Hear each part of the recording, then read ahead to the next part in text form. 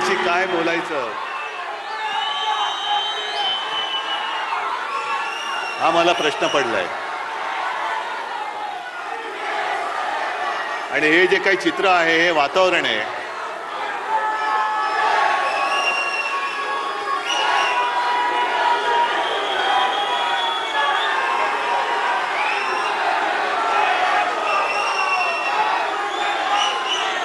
हे वातावरण मला नाही वाटत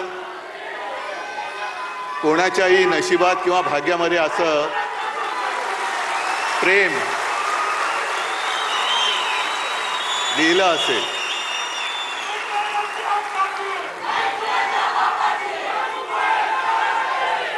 अर्थात ही माझी पुण्याई नाही,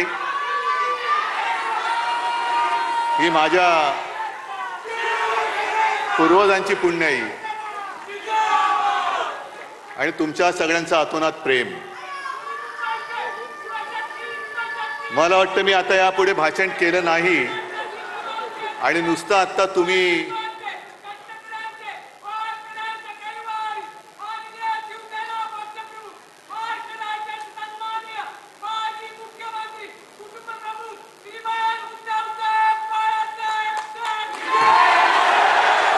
आज जयघोष जरी नुसता टीव्हीवरती आपल्या विरोधकांनी पाहिला तरी त्यांचे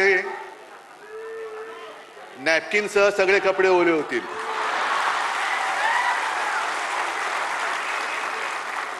आणि त्यांना एक प्रश्न पडेल की एवढं सगळं केलं, एवढी माणसं फोडली, चिन्ह चोरलं, वडील चोरले, पक्ष फोडला, तरी शिवसेना संपत कशी नाही? हा उद्धव ठाकरे संपत कसा नाही? कारण त्यांना कल्पना नाहीये की शिवसेना प्रमुखांनी रक्त आटवून विचार पेरून हे एक शिवसेना नावाचं वादळ निर्माण केलेलं आहे। पैसे फेकून जमवलेली माणसं नाही आहेत, विचार अंगामध्ये भिनवून कट्टर हिंदुत्वनिष्ठ महाराष्ट्र धर्म पाळणारे शिवसैनिक आहेत।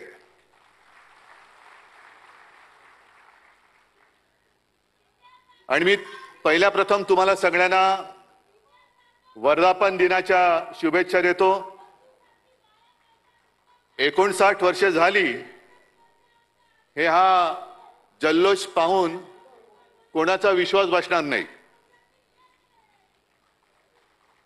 कारण शिवसेना आज सुद्धा तरुणच आहे आणि नेहमी शिवसेना ही तरुणच राहणार आहे। जो उल्लेख संजय राऊत आपण केला, पहिला मेळावा हा शिवतीर्थावरती झाला होता, प्रचंड शिवाजी पार्क भरलं होतं। म्हणजे आता जे काय म्हणजे पैसा फेको तमाशा देखो असं आता होणार आहे तिकडे, चोरांचा बाजार, तसं तेव्हा काहीच नव्हतं। म्हणजे तुम्हाला सगळ्यांना कल्पना आहे की काही जणांनी शिवसेना प्रमुखांना सांगितलेलं की एकदम शिवाजी पार्कात सभा घेण्याचा मूर्खपणा करू नका, पहिला एक हॉल घ्या, मग एक मैदान घ्या, मग हळूहळू टप्प्याने शिवाजी पार्क। शिवसेना प्रमुख म्हणाले काय व्हायचं ते होईल, एकतरी लोक तरी वेडे नाही तर मी तरी वेडा, दोघंही वेडे ठरले नाहीत। आणि शिवाजी पार्क तुडुंब भरून ओसंडून वाहत होतं। माझे आजोबा व्यासपीठावरती होते, शिवसेना प्रमुख होते, आणि मी माझ्या माच्या मांडीवरती समोर मैदानात बसलो होतो मांडी घालून। म्हणजे आज ज्यांना काही दाढी फुटल्या आणि दाढी खाजवत आहेत ते कुठे असतील मला कल्पना नाही।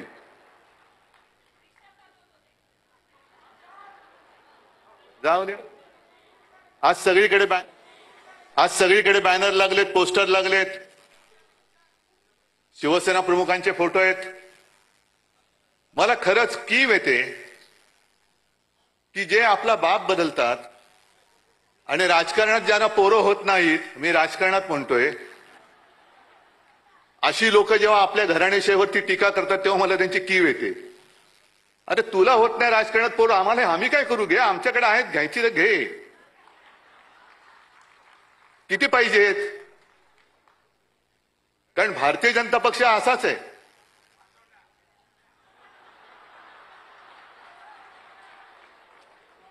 नाही, तुम्ही जो शब्द वापरला शिवसेना प्रमुखाने आणखीन वापरला असता पुढचा,